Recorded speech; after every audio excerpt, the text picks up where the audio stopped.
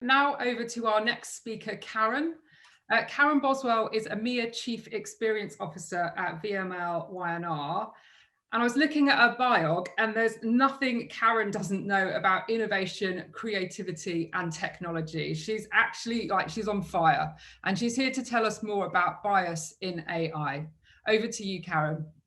Thank you. And thank you, everyone. I'm super excited to be here today because I get to talk about two of my favorite things. There's a few clicks in this, so I will try and keep pace. So if we could go on to the next slide.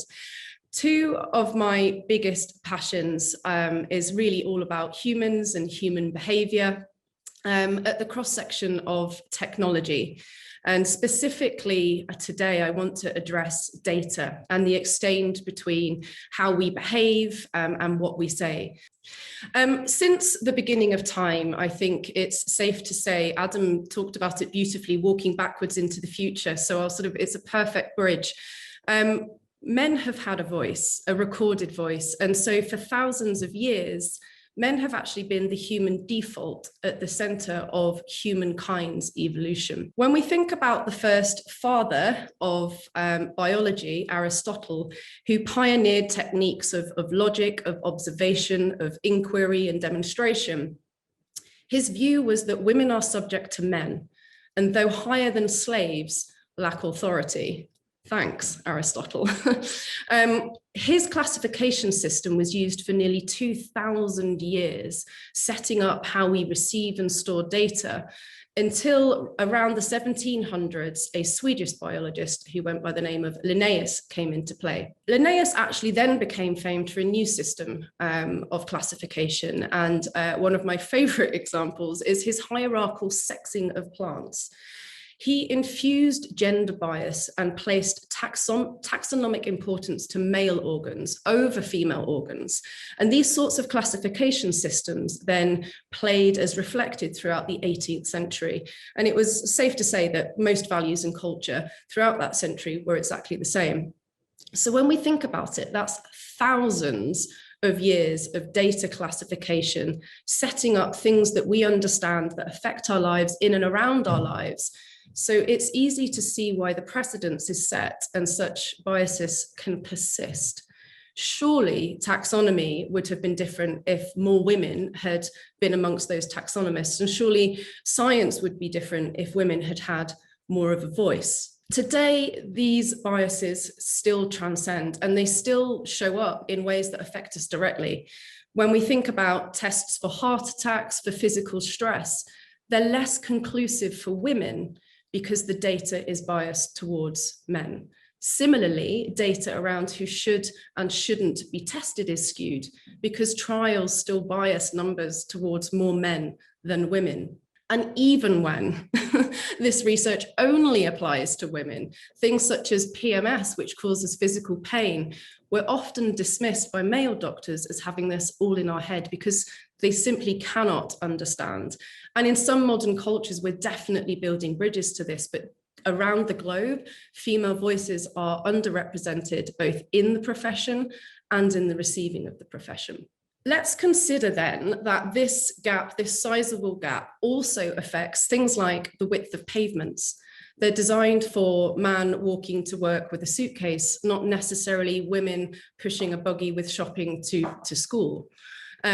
Traffic systems are still by and large predicated on the traditional commute of a man driving straight to work from an urban area into a city area, not necessarily allowing for women who still do in nearly every country around the world, most of the unpaid labor, such as dropping children to school, going to work, picking up the shopping, maybe stopping in to see an elderly neighbor or carer. Crash test data until very, very recently was also biased towards men. It shows up in many places. The length of time that jobs are advertised is based on records and timing structured around men.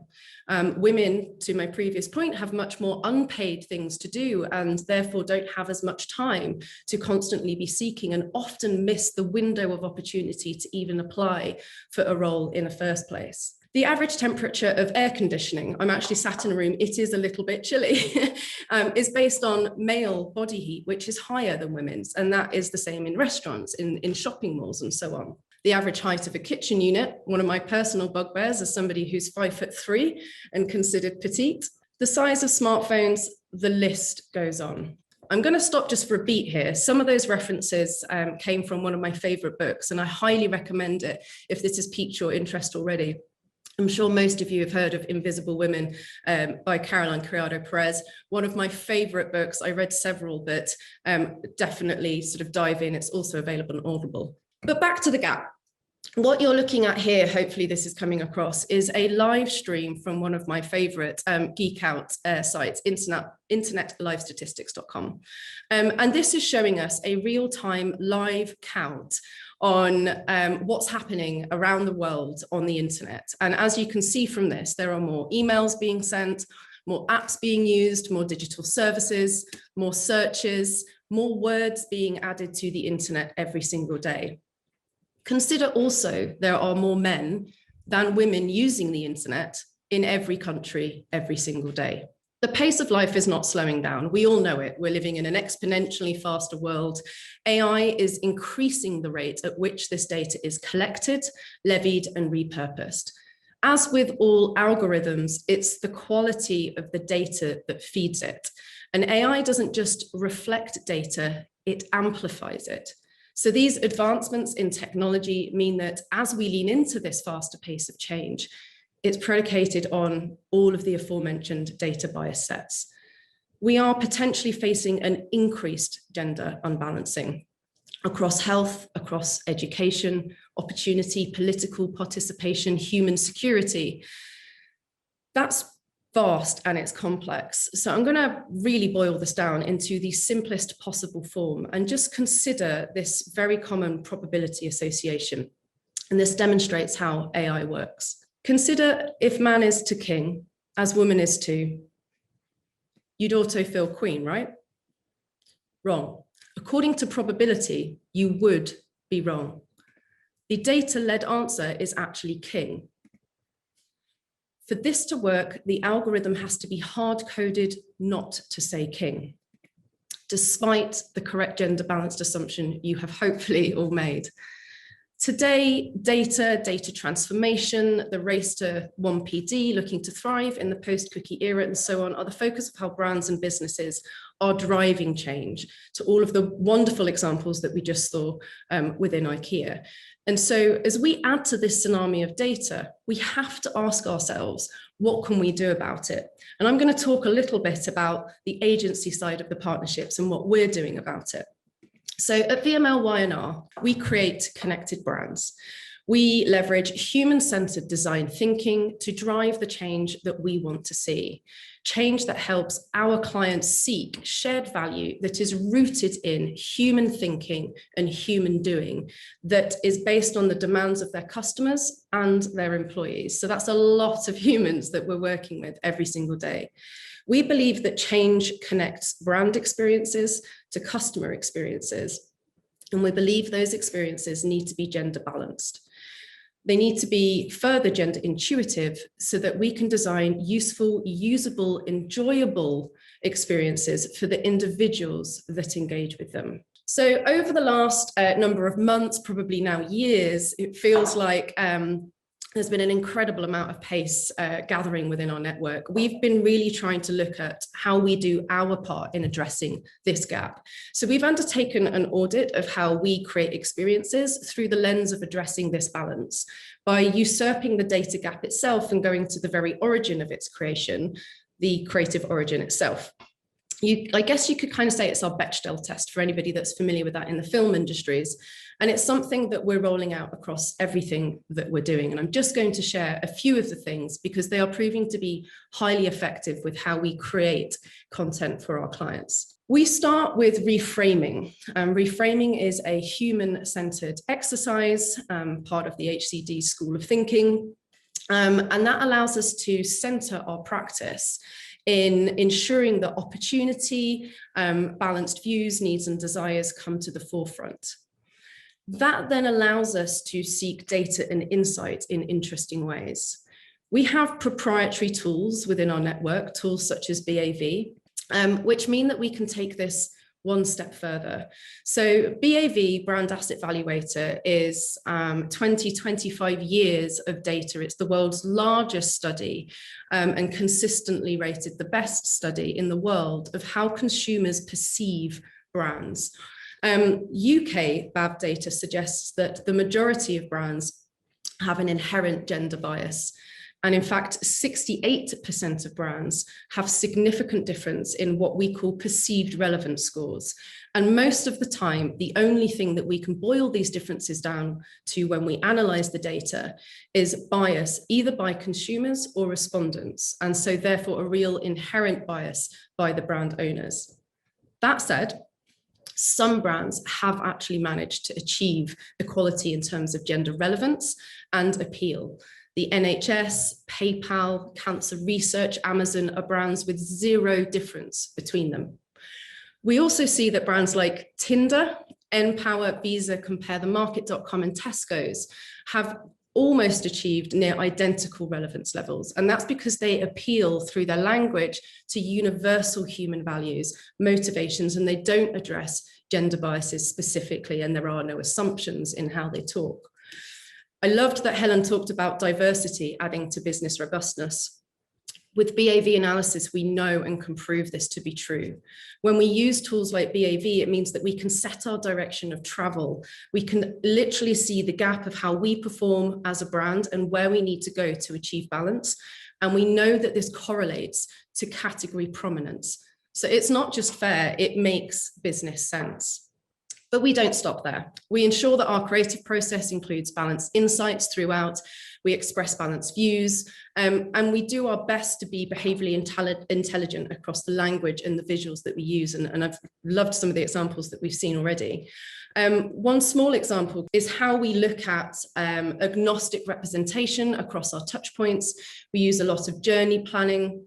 We try and move beyond personas that maybe misrepresent an audience into universal behaviors and beliefs and attributes. When we deal with our audiences, we make sure that their chosen pronouns are reflected when we're doing research, and we make sure that we consider the bias that our audiences are facing throughout our journey planning across the entire creative and strategic spectrum. And this sets us up for success across all of our subsequent phases. And I won't go into every single one of these because I probably need a whole extra hour to talk to you about this. But I will share one tactic that I think is really interesting. One of the things that has been led by some of our most sort of balanced and passionate creatives is this ability to write forwards in one gender and then reverse in another gender. So you might come up with an idea and you'd write it from a female perspective, and then you'd write it backwards from a male perspective to achieve balance and make sure that you're not unconsciously submitting any bias in the way that you talk or the way that you write. And what's nice about this is it often throws up ideas that we perhaps wouldn't necessarily have come across. I won't play this case study. It's a couple of years old, but still one of our favorites. We worked with Betty Crocker, and it was brought to our attention that the language we were using on packaging was sexist. And so we worked with linguistic diagnostics and re-looked at the Arabic language and found that actually it was biased. And we worked with them to reset the bias and then issued new packaging all over the place. So I won't play it, but there is it's readily available online should you want to have a look into it. So we don't stop checking ourselves. We're constantly pushing. We're really, really passionate about this. We're always seeking improvements. And we have a growing DEI governance scheme across our network to support us and keep us on point. We've launched an internal manifesto, which I'd just like to share with you. And we just keep coming back to the rights that our queens should have in every sense of the word, in every sense of the world. So we started to think deeper about the language that we wanted to use and our approach to language. And I'm just going to pause for a moment to read this manifesto because I think it encompasses what we're trying to do internally. Language is one of the most vital parts of human connection. It allows us to share our thoughts, our feelings, and our ideas with others. How we use language has the power to build societies and create cultures. It also has the power to dismantle them. This is why the words we use should be chosen carefully, because the words we use can change the narrative. The words we use can change the world. So this is really being embedded across our network now. And we really wanted to think about how we bring language into the internet. You know, we're adding a lot of words, and despite exploring several approaches, Microsoft have inclusivity settings, Grammarly have a paid for thing that you can subscribe to. There are some open source widgets. We just couldn't find a way to make this simple, intuitive, and accessible to everybody. So we built one. And I'm really excited to share that we have launched internally a tool called FairCheck. FairCheck is a really simple tool that works a little bit like a spell checker. But it's for unconscious bias and gender equal writing. It runs in the background, you don't really notice it. It's very simple to get up and running. And just like a real-time spell checker that you might use elsewhere, the tool scans the content that you're writing as you go. If the tool then detects words or maybe sentences that don't feel quite right or balanced, based on the database that sits behind it, it will suggest alternatives. It's literally that simple. And the best bit about all of this is that it's completely platform agnostic. So it means whoever you are, wherever you're writing, whenever you might be posting, FairCheck will make sure that you're not unconsciously being biased in the words that you're adding to the pool of data. It works because there's no faff. It's being adopted across our network. The lexicon that sits behind it is learning bias, and it's learning how to unbias with every single word and every single search and every single use. But we still didn't feel like this was enough. The more this gets groundswell within our network, the more that we wanted to be able to bring this to the forefront. So it's in beta internally within our network, and we've taken the brave step, and we're really excited to announce that our first major client partner, Boots, have pledged to open up all of their words and all of their content to help bring this lexicon to the next level of sophistication. And when we think about the fact that Boots have one of the most diverse audiences in our country, but also they're part of Walgreens Boots Alliance, the globe, this is incredibly exciting because the scale of what we can build into this lexicon suddenly becomes something that could genuinely address the gap. And so we hope to eventually address the balance through our work with every single one of our clients. And before the end of this year, our pledge is that we're going to make this tool open source and accessible to everyone. And on that point, it's been an absolute pleasure to share my thoughts with you today. And on behalf of the amazing team behind this idea at VML Y&R, we absolutely promise to be back with FairCheck and watch this space later in the year. Thank you so much.